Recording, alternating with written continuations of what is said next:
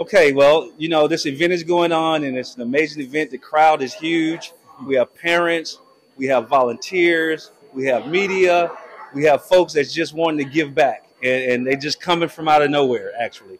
But we have the founder of the Stewart Foundation, Mr. Hank Stewart, and he's been doing this for about 17 years now. 18 actually. That first year was the planning year, and we're gonna let him talk. Let me ask him one good question.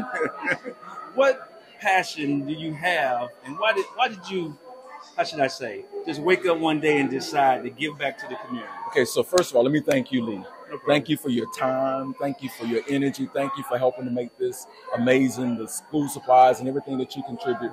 We don't want to ever miss the opportunity to say thank you. No problem. Never want to miss that. Gwen Mason and I started the Stewart Foundation 18 years ago. And I've been engaged in the community for a long time. I used to volunteer for a group called Yes Atlanta, which was Youth Experience for Success in Atlanta. My church, Antioch Baptist Church North, we would do a lot of things with young people. As a young person, we would, do Christmas giveaways and all that to kids. And so Gwen and I noticed probably in the early 2000s that we started to lose some of our civil rights legends. And the ones that we didn't lose, the steps was getting slower. They were moving slower. And so we recognized that we really needed to start grooming the next leaders. And so that's when we came up with the Stewart Foundation. And the whole purpose was to develop the leaders of tomorrow. And so our kids are what we call a leader of tomorrow. Okay. And so there's a quote that says, kids are 20% of our population, but they're 100% of our future. I'll say it again. 100%. They're 20% of the population now, but they're 100% of the future. Yes, sir. So if they are, we need to groom them and get them to the point where they're ready to be the leaders. And so that's what our whole purpose is to develop the leaders. So we have a full four-quarter thrust. Financial health and wellness. We teach our kids about service, giving back. So we have feeding the homeless. We partner with churches like Antioch Baptist Church North, New Life, and our kids, feed the homeless. Gilgal and safe places where we do our Christmas programs where we help women who are recovering from substance abuse. And safe place are adults who are on the autism spectrum. And then in January, our kids sit down with the seniors. They sit down and they interview seniors, play games, talk. There's another quote that says, "When an elder dies, the library just burned down."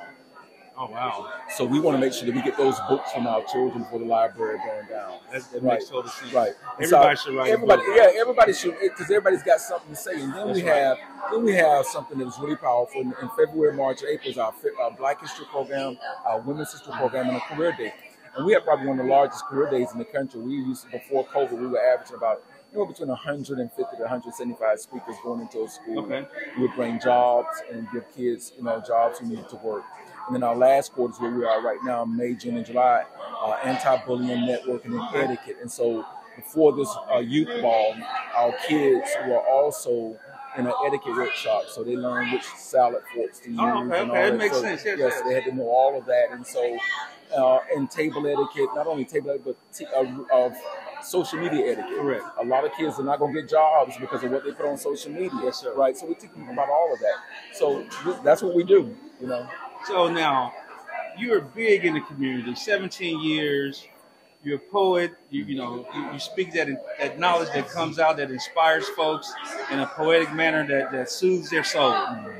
Now, you recently went to Africa, right? And it takes a unique individual not only to help their own communities, but to extend their personal servitude to other nations. Tell me a little bit about that experience. So South Africa was life-changing for me. It was my first time. I'm embarrassed to say at almost 60 years old, it was my first trip.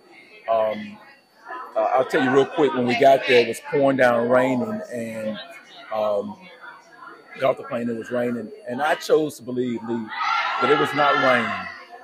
It was our ancestors crying tears of joy that I had finally made it to the continent after about because it didn't rain anymore after that. But when I got there, I was with a group called BMI, Black Male Initiative, and John Taylor doing phenomenal work, not only domestically but internationally. And we were training young people to register people to vote, get out and vote, because in South Africa we have a lot of work to be done in our community there. And so I was fortunate to be with John Taylor and so many other young men, three of the young men, and we were doing training in Soweto and Cape Town and Johannesburg, Joburg. So it was just a phenomenal experience. It was life changing. So now what we're trying to do is continue to put the resources over in South Africa, really, and just the whole continent needs our help. But particularly South Africa, that I was a little partial to. So yeah, it was amazingly. It was for me. It was life changing. And a lot of times, what we don't know, we don't know. But see, you're that ambassador of the message, which is uniquely great. So now, how many book bags did you give away, or you giving to students today? All of the students walk away with book bags full of everything they need to start school. Thanks to you and a couple of our other donors, everybody will have at least, paper pen, something to start the school year off, right? And they get book bags. But we're doing something I'm really excited about as well too. We're doing scholarships to our seniors. Okay. So they'll get a Foot Locker. You get a chance to see a Foot Locker filled with everything they need to start school. Bedding, school supply, lamps, clock, all the stuff they need for their dorm. Okay. They'll get a tablet for school. And then they'll also get a little cheese. We give them a little money. Okay, that's good. So they can money is good. Money's always good. So they get an opportunity to do that. So, and then today, you're going to interview Commissioner Larry Johnson. But you'll get an opportunity to meet the commissioner. But Commissioner is the sponsor for this, but he's also a good friend of ours and mine. Okay. And he's giving us resources not only to get our kids in here, but he's giving us financial resources. So when you go into the Black Box room, you'll get an opportunity to see the live books where we're giving all the students get free books by Black authors. Okay. Free Leaders are Leaders. Leaders are Leaders. Okay. And we've been doing that. He's been supporting us for years, yes. and we've given away over 5,000 books. But not only that, he's also giving us resources that today we'll be helping between him, Commissioner Marita Johnson, and Commissioner Lincoln. They've all given us money, so we're paying light bills, rent, mortgage. Oh, wow. So parents who are behind today get to catch up today. Okay. And so this is because of the leadership that we have in DeKalb County and my friend and leader. So I'm gonna bow out so you can no problem interview this amazing leader right here because he's the reason why we're able to do this. Hey, thanks, Hank. Thanks a million. Bless you, Hank. Mr. Yes, Johnson. Yes, sir. All right. How long you been commissioner? 20 years. 20. It's my 20th anniversary. Yes, sir. How old am I? You're only 13. So you're a staple in the community. I mean, you're in the roots of it. Yeah. Just try to help out, man. Programs like Hank Stewart Foundation work with our young people in helping invest and build a foundation for them to rise. That's right. The sky is not the limit.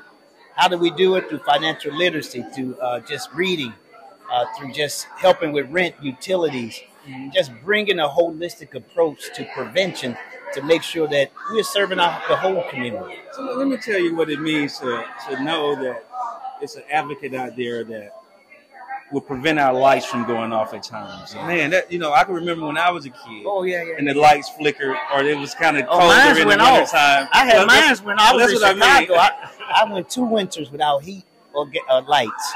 That's why you're here. We had a kerosene heater, and the winters in Chicago ain't no joke. So I was doing trigonometry by the candlelight. That's how I remember so much.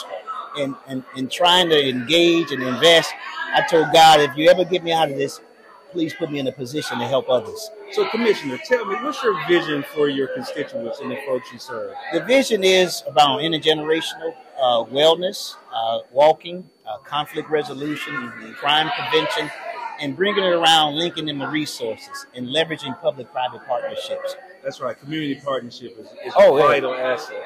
Collaboration, partnership are key in order to build our community and make it stronger. So do you have anything upcoming that you want to tell folks about that they need? Man, yes. On July 29th, we got our Let's Move campaign, which will be around the corner at our Intergenerational Center at 2771 Columbia Drive. We're giving away 1,000 book bags. 1,000. Sorry. And also about 15 tons of free food. Then on the next weekend, August 5th, we're doing it right here at the Rainbow Amphitheater. Okay. And we're going to have a concert and more book bags, giveaways, puppet shows. We want to get our kids ready for school. Now, what was that location again? I'm sorry. This is the Rainbow Amphitheater, which is right here at 3181 Rainbow Drive. Okay. Hey, everybody, this community is blazing. Oh, yeah. It's growing. It has passionate people that's willing to sacrifice, but they don't call it sacrifice. They call it a passion that they want to give. Correct. It's the give back. You know, that's one of the things that TWIG talks about. The Right Improvement Group is the give back is vital because it's automatic once you catch fire of it. You have. Okay. I don't know what's going on. I don't know. Is it me? No, somebody got a cat in here. It's that person over there. That's right. What? So is there anything you want to close on? Oh, just to say, continue to give back to the Hank Stewart Foundation. It's about our children. It's about connecting resources. It's about how do we prepare the next generation for the success that we are. And I'm in Generation X, so I'm the bridge between both generations, boomers, millennials, Zs. And how do we do that? We work together. That's right. 100% collaboration. Thank you, sir. Thank you, sir. Take care of your folks. Like you're doing. All right. Okay.